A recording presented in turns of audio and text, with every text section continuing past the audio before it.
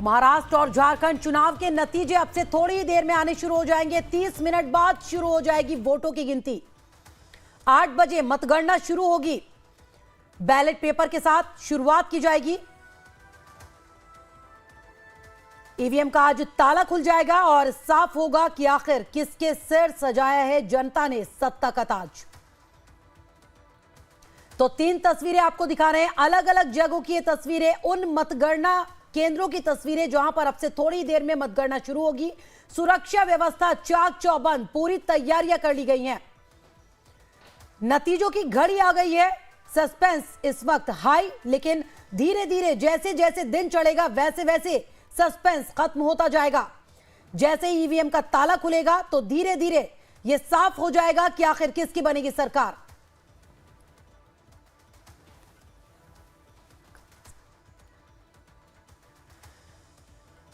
और मेरे 2 सहयोगी अमित झारखंड से और धीरज उत्तर प्रदेश से जुड़ गए हैं, उनसे सबसे पहले जानकारी लेते हैं। अमित, आपके पास आऊंगी।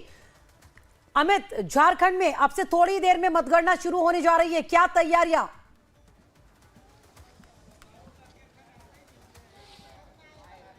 बिल्कुल फराज, फैसले का दिन है और ये जो रात कटी है वो बड़ी मुश्किल से लंबी रात कटी है नेताओं की, क्योंकि 81 सीटों पर आज मतगणना, यानी आज फैसले का दिन और आज तय हो जाएगा कि किस तरीके से जनता ने किस पर विश्वास किया। तो पहले हम सीधी तस्वीरें आपको दिखा रहे हैं। हम मतगणना केंद्र जो है रांची, वहाँ की आपको तस्वीरें दिखा रहे हैं। यहाँ पर सिक्योरिटी देखिए, हर तरफ सिक्योरिटी लगाई गई है और ये जो बाजार समिति रांची का है वहाँ पे काउंटिंग स्थल बनाया गया है और यहाँ पे 3 लेयर में सुरक्षा व्यवस्था की गई है। पहले लेयर में सीआरपीएफ यानी कि जो पारामिलिट्री फोर्सेस है, केंद्रीय सुरक्षा बल, उनके टुकड़ी है। उसके बाद में जो यहाँ की लोकल सैफ और रैफ जो प्रोडक्शन फोर्स है, ये इनकी ड्यूटी लगी है। और तीसरे लेयर में जो जिला पुलिस है यानी रांची पुलिस है, वो यानी कि 3 लेयर में आप कोई अंदर नहीं प्रवेश कर सकता। जिनके पास कार्ड होगा जो चुनाव आयोग ने दिया है उसके आधार पर ही आप अंदर आ सकते हैं। महत्वपूर्ण है कि आज फैसले का दिन है और फरहाद समझिए किस तरीके से लोगों की सांसें अटकी हुई हैं। न सिर्फ हेमंत सोरेन की बल्कि बीजेपी के कद्दावर नेताओं ने जो लंबी दौड़ लगाई, जो जनता के बीच में रैलियां की, तो उसका आज लिटमस टेस्ट होना है कि किसकी ताकत है। बहुत सारे नारे दिए गए, चाहे वो एक रहेंगे, सेफ रहेंगे, बटोगे तो कटोगे। इसके अलावा मैया सम्मान योजना, जिसके दम पर हेमंत सोरेन को लगता है कि फिर से वो दोबारा सरकार में आ जाएगी। तो आज बहुत कुछ जनता फैसला कर देगी कि आखिर किसके साथ वो किनके वायदों के साथ वो विश्वास करती है। तो आज का दिन बेहद अहम है और कयामत की रात किसी तरीके से कटी है फरहा। तो जाहिर है कि आज तमाम जो नेता हैं वो सुबह से बार बार लोगों से बातचीत कर रहे हैं, क्योंकि कुछ पलों के बाद, अगले 20 मिनट के बाद काउंटिंग शुरू हो जाएगी और उसके बाद सबकी निगाहें होगी कि जो रुझान है, जो एग्जिट पोल आए हैं, उसके बाद वो किस तरीके से वो उनके तरफ रुझान जाते हैं। लेकिन महत्वपूर्ण है कि रांची में 7 विधानसभा क्षेत्र आते हैं जहां के लिए काउंटिंग यहां पे की जा रही है। यानी कि जो मतगणना केंद्र रांची में है, सीपी सिंह बड़ा चेहरा है और वो यहां से उम्मीदवार है बीजेपी से।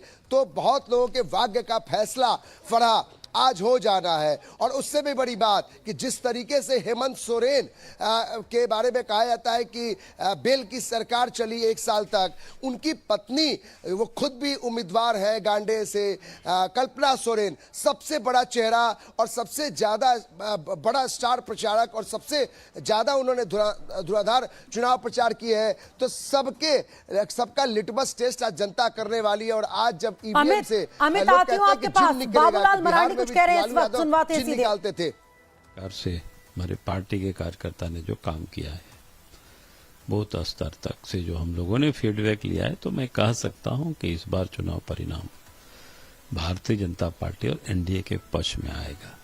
जो अगर एग्जिट पोल की बात करें तो एग्जिट पोल को क्लोज फाइट दिखाया जा रहा है। यहाँ तक कि जो मुख्यमंत्री हेमंत सोरेन, उन्होंने कई बार स्टेटमेंट दिया है कि बीजेपी के पास कोई मुद्दा नहीं था, तो इसलिए वो हिंदू मुस्लिम वगैरह कर रहे हैं कि हमने ट्राइबल का। देखिए, वास्तव में हिंदू मुस्लिम तो वो कर रहे थे, हम लोगों ने तो क्या कहा कि भाई यहाँ करप्शन ऊपर से लेकर के नीचे तक, आम लोग जो परेशान थे, डेवलपमेंट कहीं हो नहीं रहता। नौजवानों को इन्होंने पूरी तरह से 5 वर्षों तक ठगा, जो कहा था 5 लाख नौकरी देंगे, नौकरी दिया नहीं। पुलिस की दौड़ में 19 बच्चे मर भी गए। आखिर इसके लिए कौन जिम्मेवार है? जितने भी एग्जाम हुए, पेपर लीक हुआ, बच्चे सड़क पर आंदोलन करते रहे, सरकार कुछ सुनती नहीं रही। और ये जो घुसपैठ का मामला, हम कह रहे हैं कि भाई यहाँ घुसपैठ हुआ है, आदिवासियों की आबादी में कमी आई है, आप इस पर तो चिंता करिए। आखिर ऐसा कैसे हो गया? झारखंड में 10% की कमी 1951 के 2011 के बीच में, संथाल परगना में 16% की कमी है 51 और 2011 के बीच। आखिर कारण क्या है? अब SIT गठित करिए, जांच कराइए, लेकिन मानने को तैयार नहीं। हाई कोर्ट के निर्णय के अगेंस्ट में सुप्रीम कोर्ट तक चले गए, ताकि ये पहचानने के लिए कोई कमेटी नहीं बने, कोई पहचान उनको नहीं किया जाए। उनका आप राशन कार्ड बना रहे, उनका आप वोटर ID बना रहे, उनको आप आधार कार्ड से जोड़ रहे, उनके नाम से जमीन जायदाद हो रहा है। तो ये सारे मुद्दा है। हम लोग तो इतने ही कर रहे हैं, हिंदू मुसलमान तो वो कर रहे हैं, क्योंकि वोट बैंक की राजनीति वो करते हैं। तो इसलिए हर कोई इस बात को जानता है, समझ रहा है कि राज्य को कहाँ ले जाना चाहते हैं वोट के खातिर। सर, अगर हम बात करें संथाल परगना हो या कोल्हान में, पिछली बार प्रदर्शन बीजेपी का काफी खराब रहा है, तो इस बार कितना होपफुल है? देखिए, इस बार अच्छी रहेगी। पिछले बार हमने कहा कि कोल्हान में 14 विधानसभा सीटें, हमने एक भी सीटें नहीं मिला था बीजेपी। तो अपनी जीत के दावे करते नजर आए। और धीरज भी मेरे सहयोगी लगातार जुड़े हुए मेरे साथ उत्तर प्रदेश से। धीरज, यूपी पर भी सबकी निगाहें टिकी हुई हैं, 9 सीटों पर उपचुनाव हुए थे, कहां पर आप क्या तैयारी मतगणना की? देखिए, स्वाभाविक सी बात है कि 2027 के जो विधानसभा चुनाव होने हैं, उससे पहले जो उत्तर प्रदेश की 9 सीटों पर उपचुनाव हुआ है और आज वहां पर मतगणना हो रही है। तो हम इस वक्त मैनपुरी में हैं, मैनपुरी मतगणना केंद्र के पास में ही हैं, जहां पर मतगणना होगी। सुबह 8 बजे से मतगणना शुरू हो जाएगी। सबसे पहले पोस्टल बैलेट के जो मत पड़े थे उन्हें गिना जाएगा और इसके बाद 8:30 बजे से जो EVM पे वोट पड़े थे उनकी गिनती शुरू हो जाएगी। तो 2027 के विधानसभा चुनाव से पहले यह एक बड़े सियासी संदेश देने वाले उपचुनाव के परिणाम होंगे। और भारतीय जनता पार्टी उत्तर प्रदेश में सत्तारूढ़ पार्टी है। कानून व्यवस्था, इंडस्ट्री के स्तर पर जो बड़े काम हुए हैं उसको लेकर उत्तर प्रदेश की भाजपा सरकार यह पूरी तरीके से आश्वस्त है कि 9 विधानसभा सीटों में अधिकाधिक सीटें भारतीय जनता पार्टी के खाते में आने वाली हैं। वहीं समाजवादी पार्टी 2024 के लोकसभा चुनाव में PDF फार्मूले के अंतर्गत उसे अपेक्षित सफलता से कहीं ज्यादा सफलता मिली थी, उसको लेकर समाजवादी पार्टी भी पूरी तरीके से आश्वस्त है कि उसे भी ज्यादा से ज्यादा सीटें मिलेंगी। अब देखना दिलचस्प होगा कि आज जब EVM खुलेंगी, जनता ने किसे कितना समर्थन दिया है। इससे 2027 का जो विधानसभा चुनाव है उसके लिए एक बड़े सियासी संदेश उत्तर प्रदेश के दोनों प्रमुख राजनीतिक दलों के लिए साबित होने वाले होंगे। आज 8 बजे से मतगणना शुरू हो जाएगी और करीब 10 से 10:30 बजे के आसपास मोटे तौर पर स्पष्ट रुझान आना शुरू हो जाएंगे किस राजनीतिक दल के खाते में कितनी सीट जाती हैं। जी फरा।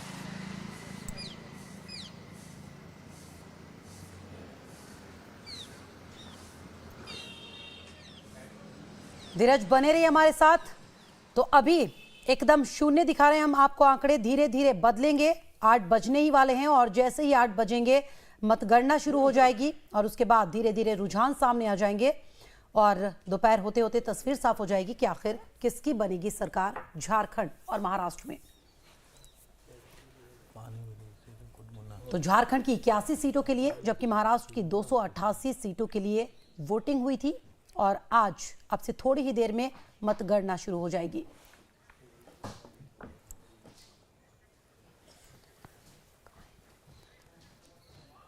और प्रशांत मेरे सहयोगी लगातार मेरे साथ जुड़े हुए। प्रशांत, कहां पर आप मौजूद और क्या तैयारियां, क्या माहौल इस वक्त?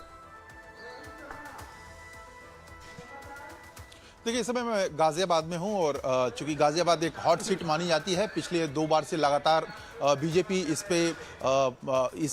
सीट को जीतती रही है, लेकिन उसके पहले आप गौर करेंगे तो बसपा यहाँ से जीती थी, लेकिन एक बार फिर से उपचुनाव यहाँ पे हो रहे हैं। चूंकि उत्तर प्रदेश में 9 सीटों पे उपचुनाव हैं और इसमें सबकी निगाहें खास तौर पे सीसामऊ, करहल और गाजियाबाद पर टिकी हैं। कारण यह है कि तीनों की तीनों जो है हाई प्रोफाइल सीटें हैं और इस समय आप बात करें तो भले ही महाराष्ट्र और झारखंड में पूर्ण राज्य को लेके नतीजों का लोग इंतजार कर रहे हो, लेकिन उत्तर प्रदेश की राजनीति से कोई बच नहीं पाया है और उसकी सरगर्मी पूरे देश में हमेशा से महसूस की जाती रही है। और उसमें अगर आप गाजियाबाद की बात करें तो जाहिर तौर पे 8 बजे के करीब जो है वो बैलेट पेपर खुल जाएगा और बैलेट पेपर जैसे ही कंप्लीट होगी उसकी काउंटिंग, उसके बाद से जो ईवीएम की मशीनें हैं वो खुलेंगी। और चूंकि गाजियाबाद में महज 33% के करीब वोटिंग हुई है, तो ऐसे में माना जा रहा है कि 1 बजे के करीब वो कौन किसके सिर पे सिरमौर होगा वो सामने आ जाएगा। लेकिन उसके पहले हम आपको यहाँ का नज़ारा दिखाना चाहते हैं फरहा, और देख सकती हैं कि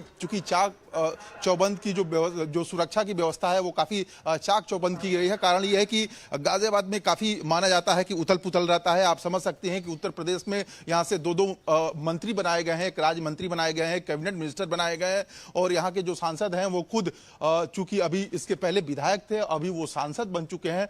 तो इस सीट को लेके काफ़ी गहमा गहमी रहती है और इस गहमा गहमी का आलम यह है कि आप समझ सकती हैं कि उत्तर प्रदेश के मुख्यमंत्री योगी आदित्यनाथ 2 बार यहाँ का दौरा कर चुके हैं और उसके जवाब में 2 बार यहाँ पे अखिलेश यादव भी आ चुके हैं। तो समझ सकती हैं कि काफ़ी ये हॉट सीट मानी जाती है और उसी के मद्देनज़र काफ़ी जो व्यवस्था है उसको दुरुस्त रखने की कोशिश प्रशासन कर रही है। और साथ ही साथ राजनीतिक जो विशेषज्ञ हैं, राजनीतिक जो पंडित हैं, इस सीट पे खास तौर पे नज़र बना के रखते हैं गाजियाबाद सदर सीट पे, ताकि यहाँ से तय होता है कि दिल्ली का रास्ता कहाँ से होके निकलेगा। चूंकि गाजियाबाद से होके ही दिल्ली पहुँचते हैं, तो आप समझ सकते हैं कि इस सीट का जो है वो क्या इंपॉर्टेंस है।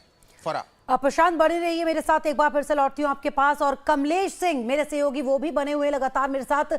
कमलेश, कहां पर आप मौजूद हैं और क्या माहौल इस वक्त?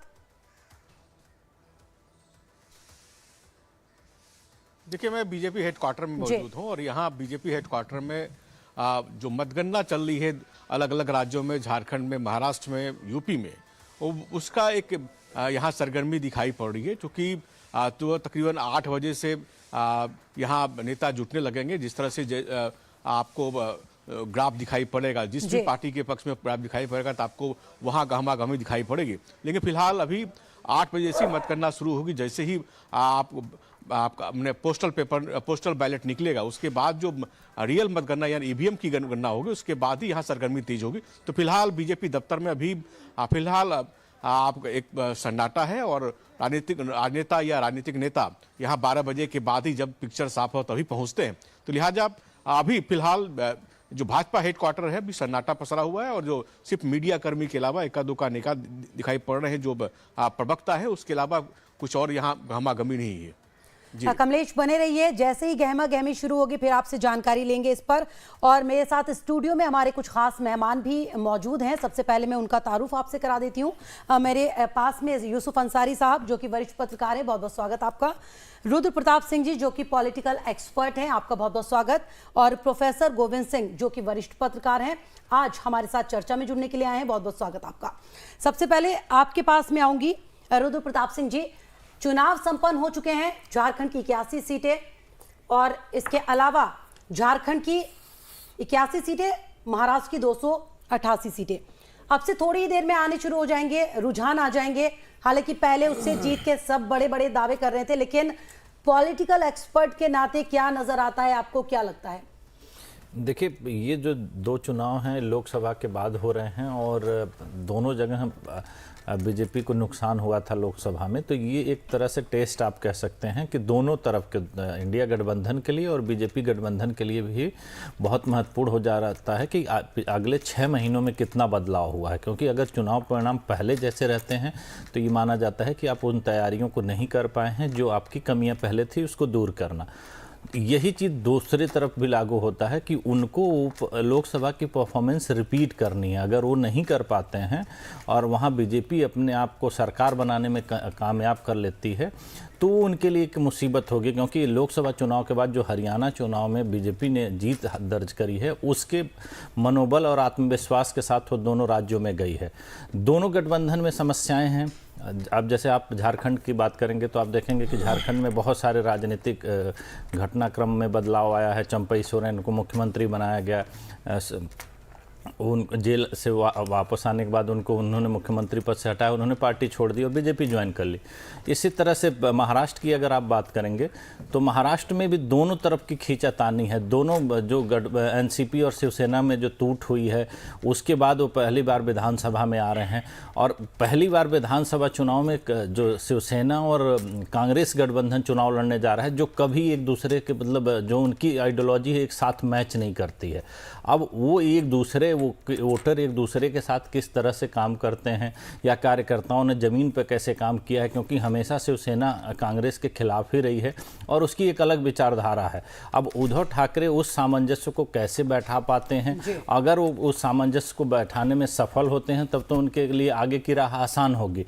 अगर वो इस सामंजस्य को बैठाने में अगर असफल होंगे, ये चुनाव परिणाम अगर उनके खिलाफ आते हैं तो उनकी राजनीति की भविष्य की जो दिशा है उसको सोचने की ज़रूरत पड़ेगी। तो ऐसे बहुत सारे अभी चीज़ें हैं जो चुनाव के जैसे रुझान आने होंगे उससे पता चल जाएगा कि कौन सी चीज़ें ज़्यादा इफेक्टिव रही इन चुनाव में, क्योंकि देखिए जो जमीनी मुद्दे हैं विधानसभा में। रुचि आगे उस पर बातचीत करेंगे। मेरे सहयोगी महाराष्ट्र से भी मेरे साथ जुड़ गए हैं, उनसे एक बार जान लेते हैं वहां पर क्या तैयारियां हैं। राजन, क्या तैयारियां वहां पर? अब से कुछ ही मिनट बचे हैं, बस 7 से 8 मिनट बचे हैं मतगणना शुरू होने में। जी हाँ, एकदम बराबर है। जो उल्लासनगर जो महाराष्ट्र में विधानसभा चुनाव को लेकर आज जो इसका निकाल आने वाला है उसकी तरफ से आज उल्लासनगर 141 क्षेत्र के अंदर जो 19 उम्मीदवार है उसमें से 2 उम्मीदवार के बीच में कांटे की टक्कर है, जिसमें भाजपा के कुमार अयलानी है और शरद पवार गढ़ के ओमी कलानी, इन दोनों के बीच में कांटे की टक्कर देखने को मिल सकती है। और अभी ये इलेक्शन शुरू होने जा रहा है पवई एसडीओ के, और भारी तादाद में यहाँ बंदोबस्त भी किया जा रहा है, आप देख सकते हैं।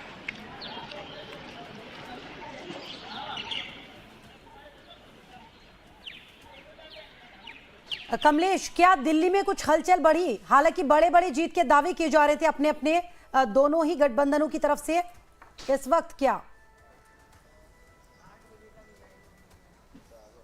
देखिए, जैसा मैंने आपको पहले ही कहा था कि 12 बजे के बाद ये मतगणना स्थल नहीं है। मतगणना महाराष्ट्र और झारखंड में हो रही है और यूपी में हो रही है।